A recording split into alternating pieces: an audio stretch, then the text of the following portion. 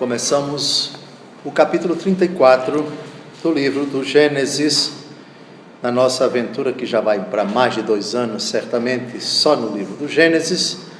Hoje vamos tratar de um episódio marcado ao mesmo tempo por dor, arrependimento, vingança. É o primeiro derramamento de sangue coletivo na Bíblia. É também o primeiro estupro na Bíblia. Disse o primeiro porque não é o único. Nós vamos ver hoje um segundo estupro no livro do Gênesis ainda. Uma jovem chamada Tamar, mas não é a Tamar com Judá, é outra Tamar. Não no livro do Gênesis, ainda no Antigo Testamento, no Antigo Testamento. E o primeiro texto que nós evocamos aqui para abrir o nosso estudo do capítulo 34, o estupro de Dina ou de Diná, vamos ficar com a tradução Dina, a pronúncia Dina, é o sofrimento de toda a família, mas principalmente do pai dela. O pai dela, vamos lembrar do mal que ele fez,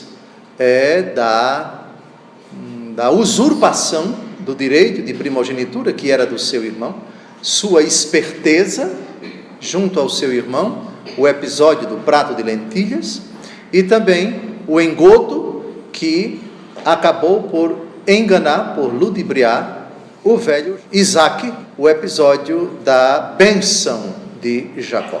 Gálatas capítulo 6, versículos de 7 a 8. Esse texto é importante porque revela que certos sofrimentos na nossa vida são, de certa forma, acarretados, atraídos por nós mesmos, pelos nossos erros, pelos nossos pecados, pela nossa malícia, pela nossa miséria. Gálatas capítulo 6, versículo 7.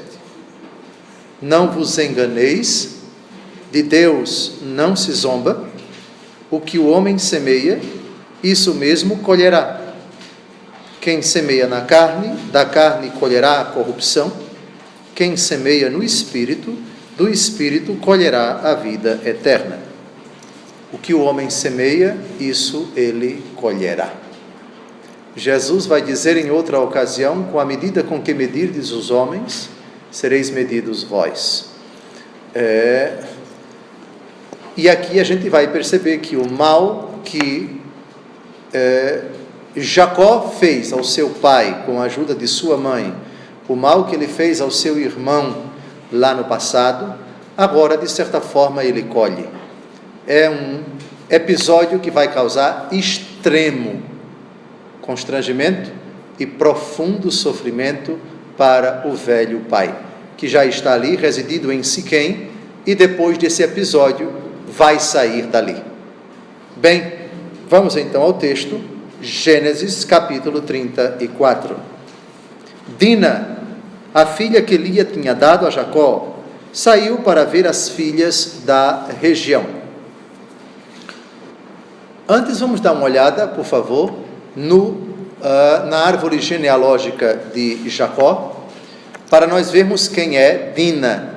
Aqui estão as mulheres com quem Jacó, agora já podemos chamá-los de Israel, não é? Ele já lutou com o anjo, teve o seu nome mudado. Foram 4 mulheres, 2 irmãs, a mais velha Lia, a caçula Raquel, a escrava de Lia, Zelfa, aqui chamada de Zilpa, e Bala, aqui chamada de Bila. Com cada uma delas ele teve filhos. Ainda vai nascer Benjamim, como nós sabemos, de Raquel. E aqui nós temos os filhos de Lia: Ruben, Simeão, Levi, Judá, Issacar, Zebulon ou Zabulon, Diná ou Dina. É esta menina aqui. Onde nós estamos? Nós estamos em Siquém. Por favor, vamos ao mapa. Aqui está Siquém, atual Nablus, território palestino, não é? autoridade palestina, não é Israel, o território é Israel sim, mas está ocupado pela autoridade palestina. Aqui está, Siquém. A cidade de Sicar, no tempo de nosso Senhor Jesus Cristo, o episódio da Samaritana. Muito bem, ela sai para ver as filhas da região. O texto não é mais claro. Teria ela contraído amizade, teria visitado as amigas, as vizinhas, teria ido Dina para uma festa, a convite de alguém, com a participação de alguém, teria ido acompanhada por alguém? O texto não diz. Estamos diante de uma adolescente que tenha talvez a idade de 14 anos. 14 anos. A palavra Dina, nós já sabemos o que significa. Dina significa julgada ou então vingada. Lembram daquele episódio de Lia disputando com Raquel, uma querendo dar mais filhos para Jacó, para obter o amor dele, etc. Lia nunca conseguiu. E quando nasceu Dina, ele a chamou assim, a filha única de Jacó. É quase que instintivo que das mais novas, e sendo a única mulher, dos filhos mais novos, ela como caçula ou quase caçula e como mulher, devia ter todo o gosto, todo o mimo do seu pai e da sua mãe. Devia ser muito querida, devia ser muito mimada pelo seu papai e pela sua mamãe.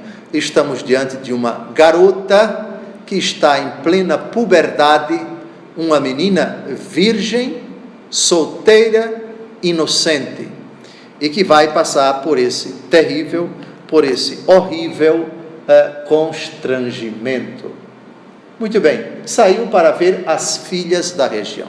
Entenda-se por filhas da região, os cananeus que moram por ali. Bem, versículo 2. Tendo-a visto Siquém, filho de Emor, o Eveu, príncipe daquela terra, raptou-a e dormiu com ela, violentando-a. Bem, temos algumas informações aqui que precisamos dar. A primeira é o adjetivo para Siquém, filho de Emor, o Eveu. Quem são os Eveus? Os Eveus são um dos antigos povos de Canaã. Lembrem-se que aquela terra que hoje se chama Israel, antes era habitada pelos cananeus. E os cananeus são descendentes de Noé. Vamos a Gênesis capítulo 10, versículo 17, para ver essa tribo lá atrás. Canaã, vocês já sabem, é um dos filhos de Cã. Cã é um dos 3 filhos de Noé. Quem são os 3 filhos de Noé? Sem, Cã e Jafé. Judá, Israel, etc. vem de Sem, daí se fala de semitas. Mas Cã é irmão de Sem. Vejam o versículo 6. Filhos de Cã, Cus, Mesraim, Fut e Canaã. Está claro? Versículo 6. Agora pule para o versículo 15 em diante. Canaã gerou Sidom, seu primogênito, e Et, assim como os Jebuseus, os Amorreus, os Gergeseus, os Eveus, aqui está, os Eveus, os Araceus, os Sineus, os Aradeus, os Samareus e os Amateus, etc, etc. Então, somente para recordar que esse Eveu é um descendente de Canaã. Canaã já foi um dos nomes da terra prometida. Canaã é filho de Cã. Cã é filho de Noé. Se Cã é irmão de Sem e a descendência de Abraão vem de Sem, estamos diante de o que aqui? Primos. Não tem para onde correr. Em qualquer briga, qualquer arenga que você tiver entre os hebreus e qualquer povo ali, tudo primo, tudo oriundo do mesmo tronco, não é? No caso, Noé, e se você remontar Noé, você chega a Adão, brincando. Bem, Eveu, já sabemos. Emor é o pai de Siquém. Não riam, por favor, mas a etimologia, a palavra Emor, esse príncipe cananeu, que viveu no ano 1730 a.C., 1730 a.C., a palavra Emor significa asno. Asno quer dizer burro mesmo, burro, jumento. Alguém pode até rir, mas que absurdo você. Absurdo para nós, mas para aquele tempo, muitos eram os motivos que levavam o pai ou a mãe a dar o nome a um filho seu. Não me perguntem por que asno, mas Emor significa asno. Siquém, filho de Emor, segundo o famoso historiador judeu, que depois passou para o lado dos romanos, Flávio Joséfo, quer dizer rei. Siquém quer dizer rei. Muito bem. Vocês se lembram que, somente para recordar o final do encontro passado, foi desse homem, Emor, que Jacó comprara um campo, depois que ele atravessou, que ele veio do que hoje é a Jordânia, atravessou o Rio Jordão e chegou à cidade de Siquém e comprou um campo. Vamos dar uma olhadinha, Gênesis 33, 19. A gente viu isso na aula passada, se não me engano. Gênesis 33, 19. Comprou por 100 moedas de prata aos filhos de Emor, pai de Siquém, o pedaço de terra onde havia levantado sua tenda. Levantou aí um altar, ao qual chamou El Deus de Israel. O preço, já sabemos, 100 moedas de prata. Bem, e finalmente, o que o versículo 2 descreve é o que até hoje em Israel, e por que não dizer na nossa sociedade, pelo menos entre os cristãos, entre nós, é considerada esta ação uma infâmia. O estupro de uma moça, de uma garota, de uma adolescente, inocente, não prometida em casamento, portanto, desabrochando agora, uma garotinha, é causa de humilhação extrema e de uma aflição inominável. Esse é o sentimento de Israel para a violação sexual de uma mulher, qualquer mulher, mas a dor é particularmente maior quando se trata de uma garota adolescente. Bem, vamos, como eu havia dito, dar uma olhadinha em outro estupro, não no livro do Gênesis, mas no segundo livro de Samuel. Tamar vai ser estuprada. Não é a Tamar, nora de Judá, cujo episódio a gente vai ver um pouquinho mais para frente, ainda no livro do Gênesis, precisamente no capítulo 38. Mas vamos ao segundo livro de Samuel, capítulo 13, versículos de 10 a 14. Anon disse então a Tamar: traze o prato no meu quarto, para que eu coma de tua mão. É uma tática desse mau caráter que quer estuprar a moça, e vai conseguir. Tamar tomou os pastéis que fizera e levou-os ao seu irmão no quarto. Detalhe, é um irmão estuprando uma irmã. Que horror! Um irmão estuprando uma irmã. E quando ela os oferecia a Anon para que comesse, este segurou-a, dizendo: vem, deita-te comigo, minha irmã. Não, meu irmão, disse-lhe ela, não me violentes. Não se faz uma tal coisa em Israel. Não cometas semelhante infâmia. Aonde levaria eu o meu opróbrio? e tu serias olhado como um ímpio em Israel. É melhor que fales ao rei, ele não recusará dar-me a ti.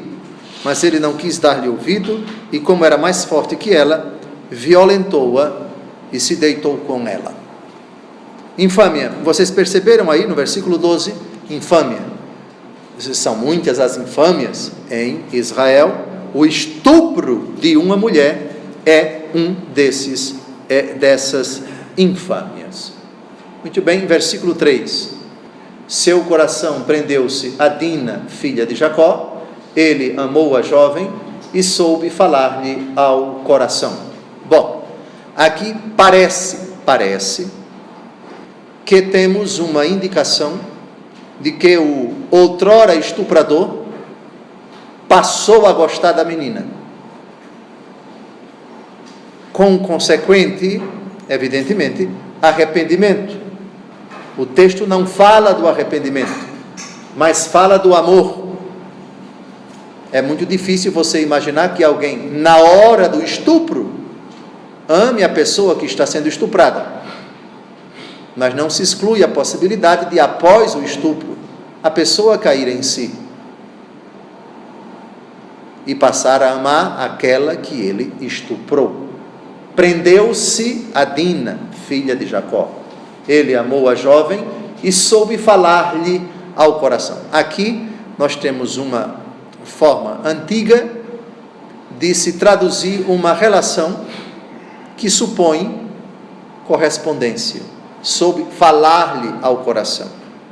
E coração aqui entendido como o íntimo da pessoa, ele conseguiu chegar ao coração dela. Seria um indício de que ele conseguiu o perdão dela? Não sabemos exatamente, provavelmente sim. Seria um indício de que ele soube conquistar ou reconquistar o coração dela depois do mal que ele fez a ela? Não sabemos com exatidão, mas é provável que sim. O texto também não diz se a menina voltou para casa ou se a menina ficou na tribo de Emor. Ou seja, o menino levou a garota para a casa dele. Ela não voltou para a casa do pai. E parece que essa versão é plausível, porque Jacó vai ao encontro de Emor. E daqui a pouco ele vai dizer, olha, se não tiver acordo, nós vamos levar a menina embora. Aliás, vamos dar uma olhada, por favor, no diálogo que vai acontecer no versículo 17. Mas se não nos quiserdes ouvir e não vos deixardes circuncidar, tomaremos nossa filha e nos retiraremos. Ou seja, dá a impressão de que o diálogo que aconteceu numa tentativa de composição entre o pai do estuprador e a família da estuprada aconteceu em território de Emor. Ou seja, provavelmente a menina, depois do estupro, foi levada para a casa de Siquém, o estuprador, o que causou constrangimento certamente para o pai Emor. E o filho vai pedir ao pai que ele consiga que os dois se casem. Como naquele tempo esse casamento era contratado, era um contrato entre os pais do jovem e os pais da jovem, essa formulação tinha que ser apresentada. É o que ele vai dizer no versículo 4, que nós já começamos a comentar agora. E disse então ao seu pai Emor, dá-me esta jovem por mulher. Então, se é plausível a versão de que ele levou a menina para dentro de casa, não se sabe onde aconteceu o estupro, não se sabe se na moita ou numa casa, enfim, não se sabe se foi na presença de alguém, enfim, é o filho do príncipe. Dá-me esta jovem por mulher. Ele não está pedindo ao pai da jovem, está pedindo ao pai dele, o que supõe que o pai, ele está pedindo que o pai tome a iniciativa para procurar os pais da menina. Lembrem-se, humilhação vergonha, infâmia é a notícia de que uma filha sua, de que uma irmã sua foi estuprada. Bem, a desgraça está começando a se vislumbrar no futuro. Versículo 5. Ora, Jacó soube do ultraje que ele tinha feito à sua filha, mas como seus filhos estivessem no campo com o rebanho, não disse nada até que voltassem. Não sabemos como ele soube. Teria ele constatado, aflito, a ausência da menina? Mas somente a constatação da ausência é suficiente? Parece que a notícia chegou com mais exatidão, porque o texto diz: Jacó soube do ultraje que ele tinha feito à sua filha. Então, chegou aos ouvidos de Jacó uma informação mais ou menos precisa. Foi estuprada, e foi estuprada por fulano. Está angustiado, está aflito. Seus filhos estão no campo. Ele aguarda. O texto não diz que ele falou para a esposa. Não diz. Ou seja, Lia. Nem diz que falou para Raquel, nem para as escravas, nem para os filhos. Não, que os filhos estavam trabalhando. Muito bem. Avancemos. Emor, pai de Siquém, veio ter com Jacó para lhe falar. Parece que o pai atende ao pedido do filho. Vai procurar o pai dela para tentar convencê-lo a aceitar que eu me case com ela. Versículo 7. Quando os filhos de Jacó, voltando do campo, souberam o que se tinha passado, indignaram-se muito, porque Siquém se tornara culpado de uma grande infâmia contra Israel, dormindo com a filha de Jacó. Isto são coisas que não se fazem. E não se fazem por dois motivos. O primeiro motivo é o estupro em si, que é inadmissível, que é uma infâmia, como o próprio texto já diz no versículo 7.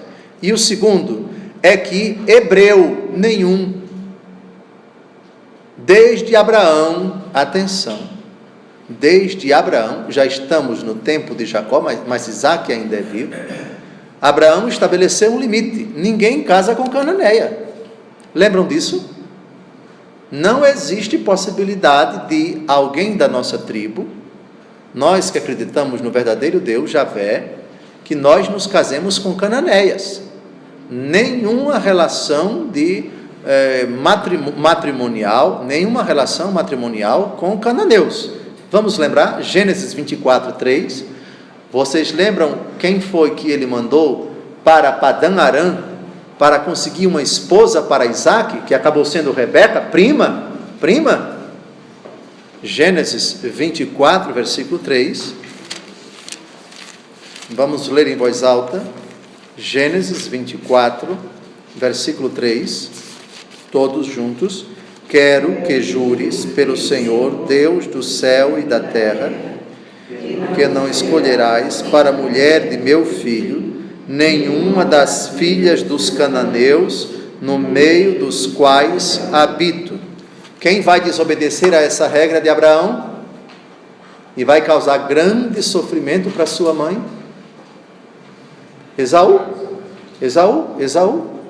vai casar com duas cananeias, e a gente vai ver daqui a pouco.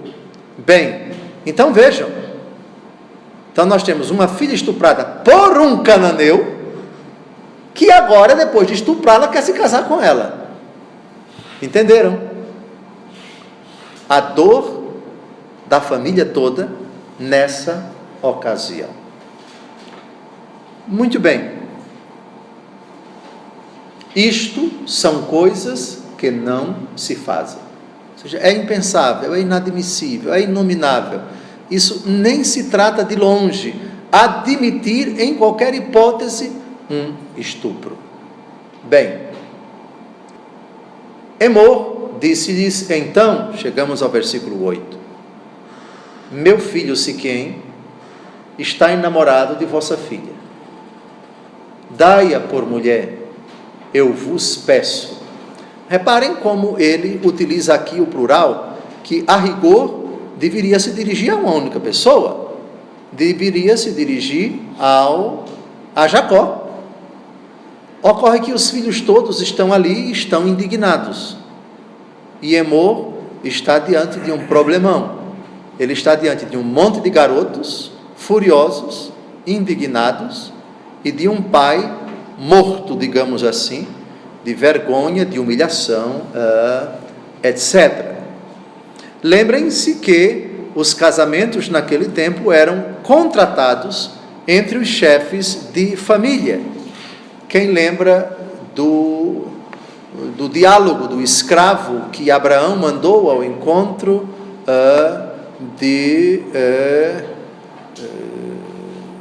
do pai de Rebeca? Lembram? Gênesis capítulo 24, de 50 a 51, vamos dar uma olhada. Gênesis 24, de 50 a 51, Labão e Batuel. Tomaram então a palavra, do Senhor veio tudo isso, disseram eles, nada temos a dizer, eis aí Rebeca, toma e parte, que ela seja a mulher do filho de teu Senhor, como o Senhor disse. Lembram disso? Batuel e Labão. Labão vai ser o pai de Lia e Raquel. Aqui, Rebeca está partindo para se casar com Isaac. Labão voltará a aparecer depois, já adulto, pai de Lia e de Raquel. Aqui, Batuel, que é o pai, com a presença, com a anuência também do seu filho Labão, ele contrata, por assim dizer, minha filha está autorizada a partir para se casar com um primo dela. Primo que ela nunca tinha visto. Mas o contrato do casamento é feito com o pai. Muito bem, e aqui nós estamos no versículo 8, numa tentativa de contrato. Ou seja, Emor, o contratante da parte do menino estuprador que agora está enamorado, entenda-se arrependido, realmente quer assumir a menina, o texto também não diz que ela ficou grávida, independente disso, ele quer se casar com ela, está enamorado dela, e do outro lado, o outro contratante, que é Jacó, que está acompanhado, rodeado dos seus filhos. Avancemos. Aliai-vos conosco, dai-nos vossas filhas e desposai as nossas. Aqui parece que Emor não demonstra apenas o propósito de resolver um problema pontual, o problema da honra da menina e o desejo do seu filho de se casar com ela. Aqui já temos um espertalhão que quer muito mais do que isso. Vamos dar uma olhada, por favor, nos versículos de 21 a 23. De 20 a 23. Esse Emor, de bobo, não tinha nada. Aproveitou a ocasião para, digamos assim, dar um golpe, se é que podemos dizer, em Jacó e nos seus filhos. Emor e seu filho foram à porta da cidade e disseram a seus concidadãos: estes homens são pacíficos conosco, fiquem eles na terra e possam aí circular. Se a proposta dele fosse apenas esta, se o motivo fosse apenas este, tudo bem, só que ele não estava querendo só isso, não. Aliás, o que ele vai dizer depois leva a crer que esse versículo 21 é mentira, é hipocrisia. Vamos ao texto. A região é bastante espaçosa para eles, tanto para a direita como para a esquerda. Desposaremos suas filhas e elas desposarão as nossas. Mas vem mais. Mas eles só consentem em ficar conosco de modo a fazermos todos um só povo, com a condição de que todos os nossos varões sejam circuncidados como o são eles mesmos. Agora vem a esperteza. Agora vem o olhar que enxerga longe. Com isso, os seus rebanhos, os seus bens e todos os seus animais, tudo não será nosso? Aceitemos, pois, suas condições, a fim de que se estabeleçam entre nós. E eles vão se deixar convencer e vão se fazer circuncidar e vão cometer esse erro fatal. Mas a gente chega daqui a pouco lá. Então vejam, o que o filho pedia era apenas que fosse consentido o casamento dele com ela. O pai do menino enxerga longe. Não, por que somente essa história? Não é? Isso faz lembram da lenda de Troia, da batalha de Troia, não é? Foi Heitor que se apaixonou por Helena? Heitor, muito bem, por causa desse amor entre os dois lados criaram uma guerra para se destruírem, né?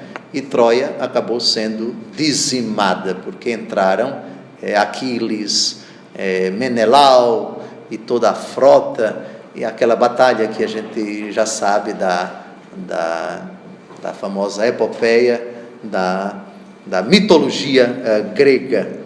Pois bem, muito bem, voltemos agora ao versículo 9. Aliai-vos conosco, dai-nos vossas filhas e desposai as nossas.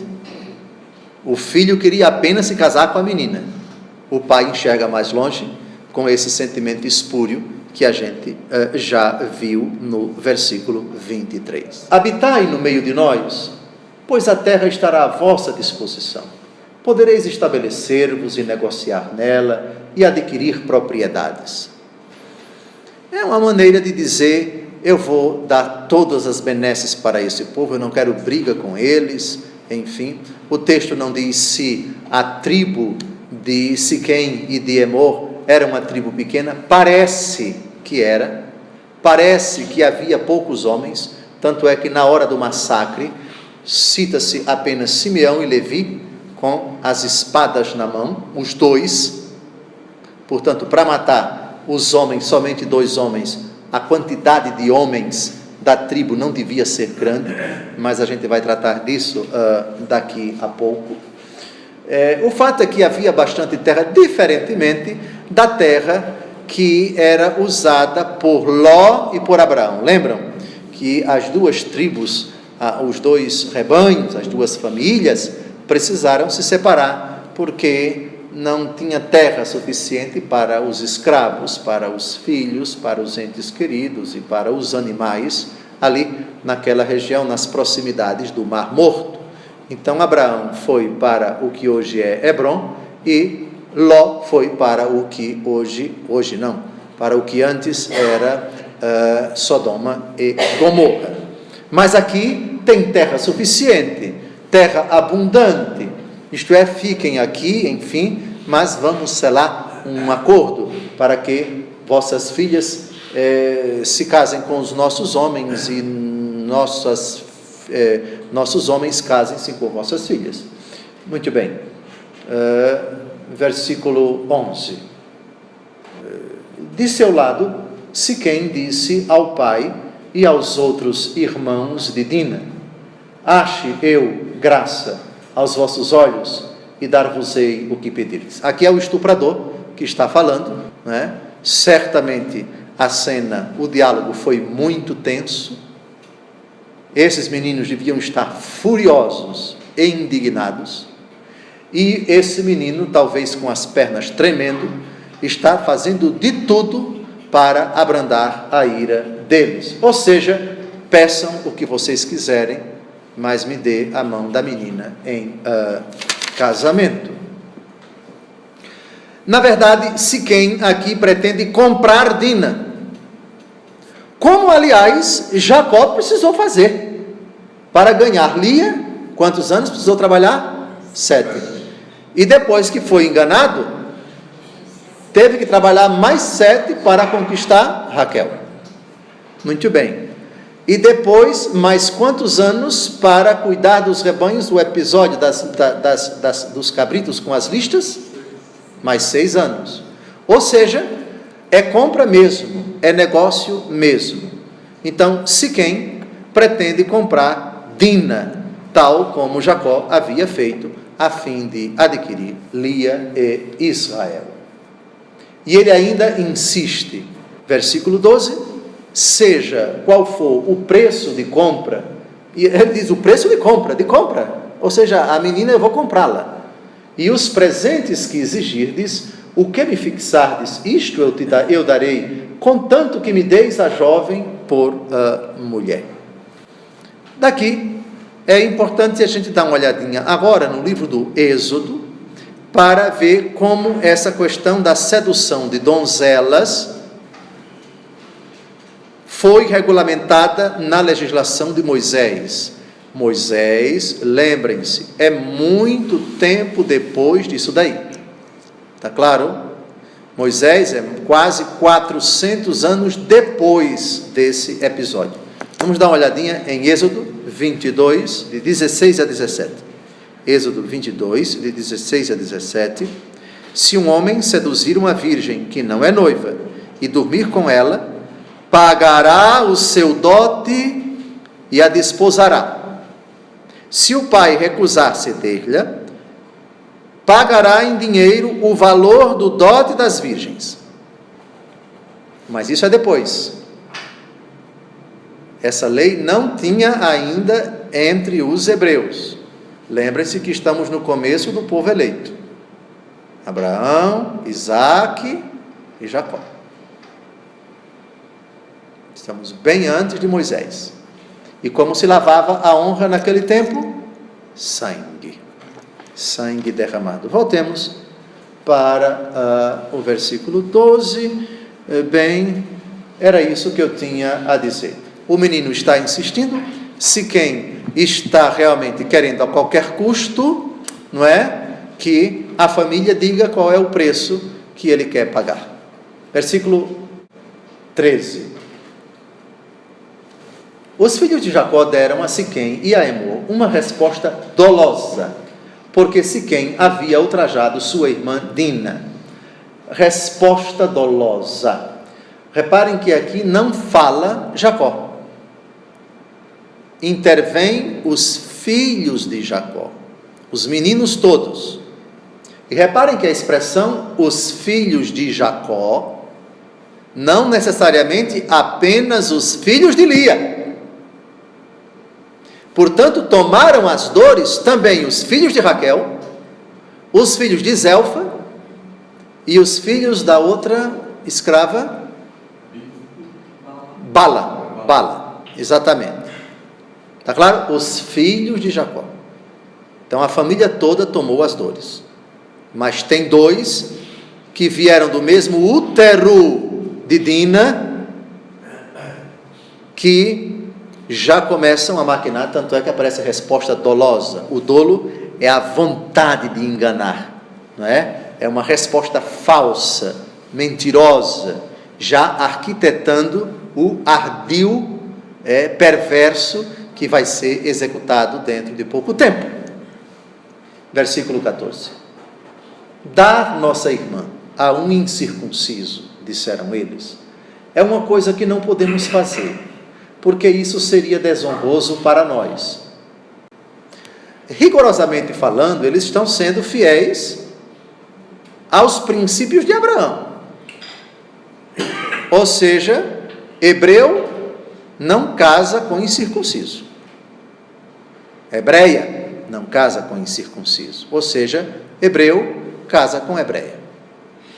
Tudo da mesma família. Bom, mas é uma afirmação que materialmente não é mentirosa, mas tem a intenção de enganar, porque o que eles vão propor é uma forma de enganá-los e deixá-los debilitados na saúde, sem possibilidade de reação, para serem mortos, como vai acabar acontecendo. Versículo 15. Só acederemos ao vosso desejo à condição de que vos torneis como nós e que todos os vossos varões sejam circuncidados. A proposta, eu repito, olha a palavrinha lá em cima no versículo 13, dolosa.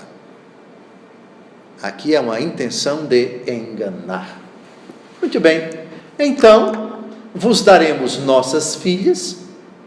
Ou seja, Siquém está pedindo só a mão de Dina, mas Emor quer mais.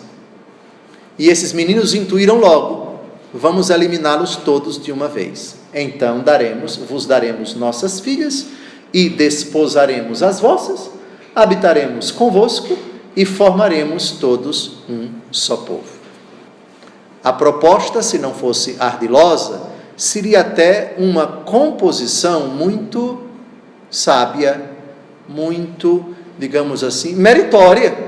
Ou seja, vamos resolver esse problema fazendo as pazes, etc. Mas não havia de forma alguma esse pensamento no coração dos garotos. Versículo 17. Mas se não nos quiserdes ouvir e não vos deixar de circuncidar, tomaremos nossa filha e nos retiraremos. Bom, eles só disseram isso porque havia um menino que estava gamado, para usar a expressão lá na minha terra, apaixonado, arriados os 4 pneus e ainda o estepe.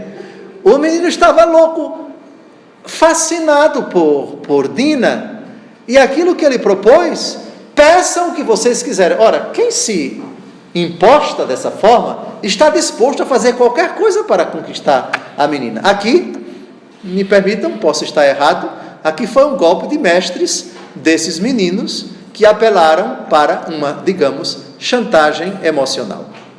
Ou seja, nós não queremos dinheiro de vocês, não queremos os bens de vocês, só queremos que vocês se circuncidem.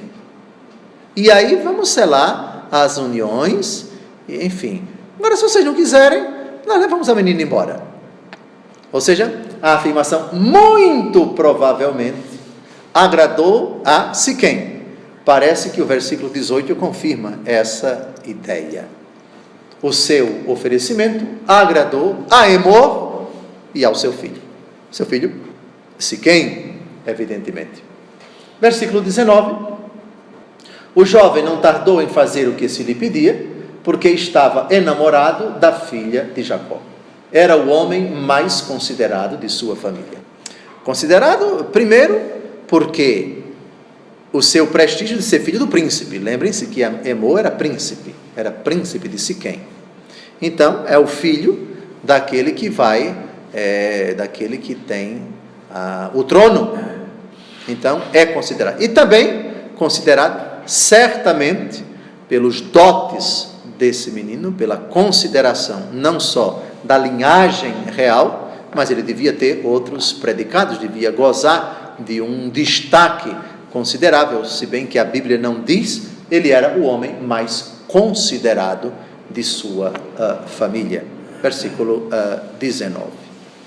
Muito bem. Emor e seu filho foram à porta da cidade e disseram a seus concidadãos.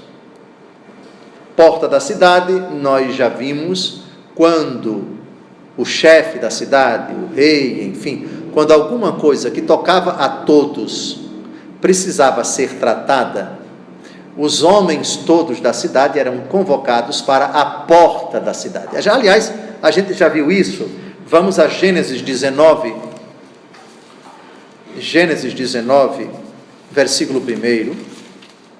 A gente, quando tratou de Ló, Sodoma e Gomorra, a gente viu que Ló certamente gozava de um grande prestígio na cidade de Sodoma. Vejam, pela tarde chegaram os 2 anjos a Sodoma. Ló, que estava assentado à porta da cidade, ao vê-los, levantou-se e foi-lhes ao encontro e prostrou-se com o rosto por terra, na porta da cidade. Ele devia estar sentado, ocupando um posto de destaque.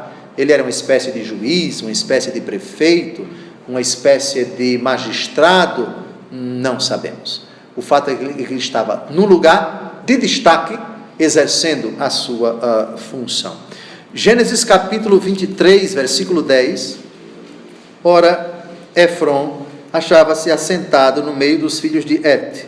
Efron, o Iteu, respondeu a Abraão em presença dos filhos de Et e de todos os que entravam pela porta da cidade. Então, esse Efron também exercia essa função na sua cidade. E finalmente, Neemias capítulo 8, versículo 1, todo o povo se reuniu então, como um só homem, na praça que ficava diante da porta da água, e pediu a Esdras, o escriba, que trouxesse o livro da lei de Moisés, que o Senhor havia prescrito a Israel. Esdras, escriba, também ocupava essa função. Somente para ilustrar que essa reunião que aconteceu entre Emor, o príncipe, e todos os varões da cidade de Siquém, na verdade, reproduz uma prática que era muito comum naquele tempo. A maior autoridade do local, a autoridade de destaque, o lugar da reunião, era a porta da cidade. Bem, esses homens são pacíficos conosco, fiquem eles na terra e possam aí circular. A região é bastante espaçosa para eles, tanto para a direita como para a esquerda. Desposaremos suas filhas e eles desposarão as nossas. O comentário que eu fiz ainda há pouco eu não vou repetir, né? Se não houvesse oportunismo da parte dele, como ele vai dizer no versículo 23, dava até para acreditar na retidão de Emor. Mas Emor se utilizou dessa ocasião, se aproveitou dessa ocasião para enxergar longe e desfrutar de um interesse escuso. Bem, mas eles só consentem em ficar conosco de modo a fazermos todos um só povo, com a condição de que todos os nossos varões sejam circuncidados, como o são eles mesmos. Ele está reproduzindo para os homens da sua tribo o que os filhos de Jacó propuseram para ele. Versículo 23. Com isso, os seus rebanhos, os seus bens e todos os seus animais, tudo não será nosso? Olha aqui o oportunismo. Aceitemos, pois, suas condições, a fim de que se estabeleçam entre nós. Bem, aqui é oportunismo mesmo, aqui é esperteza mesmo, não há outra explicação. Versículo 24. Todos os que passavam pela porta da cidade deixaram-se convencer por Emor e Siquém, seu filho, e todos os varões foram circuncidados. Bem, era o que os filhos de Jacó queriam. Todos os filhos queriam. Parece que entre os filhos de Lia havia um que não gostava de derramamento de sangue de jeito nenhum. Qual era o filho? Qual foi o filho de Lia? Volte, por favor. Bote, por favor, a árvore genealógica para a gente ver. Muito bem. Um desses meninos aqui, quando José ia ser assassinado pelos irmãos, um deles disse: não vamos matá-lo, vamos vendê-lo. Quem foi? Rúben. Vamos ver aqui, ele vendido por seus irmãos. Vamos pular para o capítulo 37, versículo 21. Rúben é quem vai salvar a vida do irmão. Ouvindo-o, porém, Rúben quis livrá-lo de suas mãos. Não lhe tiremos a vida, disse ele. Não derrameis sangue. Jogai-o naquela cisterna no deserto, mas não levanteis vossa mão contra ele. Pois Rúben pensava livrá-lo de suas mãos para o reconduzir ao pai. Rúben não gostava de derramamento de sangue. Porém, fica a pergunta: Rúben participou do massacre? O texto autoriza a dizer que sim e autoriza a dizer que não. Mas daqui a pouco a gente vai ver isto. Não é agora. Volte, por favor, dona Rosinha. Muito bem. Todos os varões foram circuncidados. Muito bem. Agora vamos ao massacre propriamente dito. No terceiro dia, atenção aqui a essa informação. No terceiro dia, pode-se entender 3 dias depois daquela consulta, na porta da cidade, ou 3 dias depois do acertamento, por assim dizer. Ou seja, Emor voltou a se comunicar com Jacó, ou com os filhos, e aí ficou acertada a cerimônia, digamos assim, de circuncisão coletiva. Todos os machos vão ser circuncidados. Bom, no terceiro dia, seria, quanto tempo se conta? É a partir daquela reunião? Não sabemos. Bom, estando todos ainda doentes, entenda-se, convalescendo das dores próprias da circuncisão, que consiste em cortar o prepúcio, que é a carne que une a cabeça do pênis à pele que cobre o pênis. Muito bem.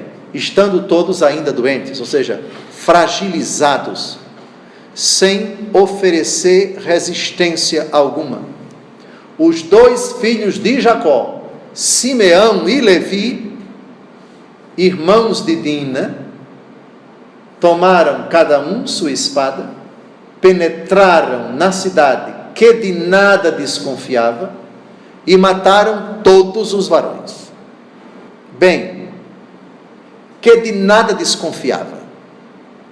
Teria acontecido isso a altas horas da noite, no momento em que todos dormiam, ou teria sido de dia, mas essa desconfiança sendo de dia, como eles não desconfiaram se foi de dia? O texto não deixa claro isso. O fato é que os meninos transitaram sem que ninguém desconfiasse, cada um com sua espada, e mataram todos os varões. Obviamente que isso vai causar uma dor profunda a Jacó, e vamos ver porquê daqui a pouco. Versículo 26. Passaram ao fio da espada também Emor e Siquém, seu filho. Tiraram Dina da casa de Siquém e foram-se. Também a raiva dos meninos se estendeu a toda a tribo. Diríamos, inocentes foram mortos. Na verdade, o que eu vou dizer nem deveria ser dito. Se existia alguém que merecia alguma punição, nem era Emor, pai, nem eram os outros varões, mas o estuprador foi Siquém. Ocorre que a raiva dos meninos se alastrou e a sua fúria se desencadeou contra todos os varões. Ou seja, vamos matar todos. Tem justificativa o que eles fizeram? Claro que não. Nem na época, nem hoje, nem jamais. Não se pode justificar uma barbárie dessa natureza. Vamos então imediatamente ao constrangimento do velho Jacó. Primeiro no versículo 30.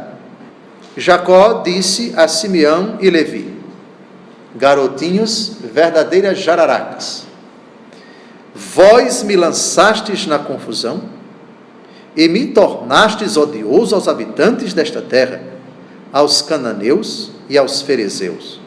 Só tenho comigo alguns homens, e quando toda essa gente se congregar contra mim para me ferir, perecerei com minha família. E reparem como termina o capítulo. Quando se esperava que os meninos apresentassem algum pedido de perdão ao pai, coisa nenhuma. Reparem a resposta deles. Eles responderam, porventura devíamos deixar tratar nossa irmã como uma prostituta? Aqui é a primeira vez que a palavra prostituta aparece na Bíblia. 27. Agora vamos ao saque, a pilhagem. Os filhos de Jacó caíram impetuosamente sobre os mortos e assolaram a cidade, porque haviam ultrajado a sua irmã. Reparem que no versículo 27, não são apenas Simeão e Levi, mas os filhos de Jacó.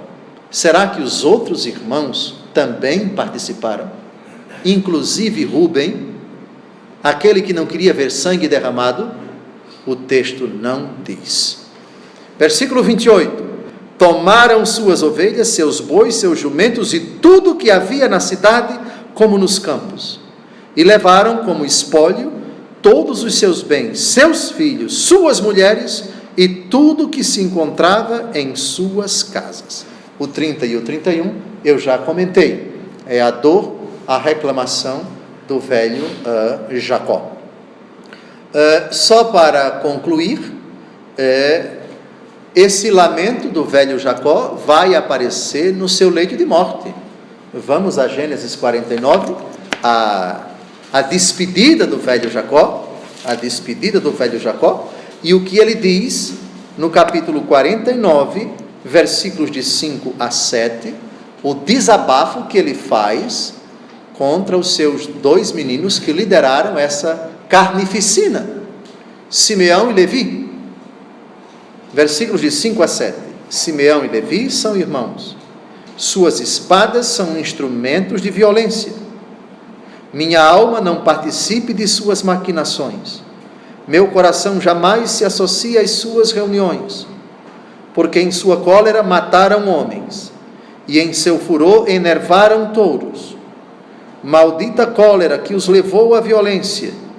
Maldito furor que os induziu à crueldade.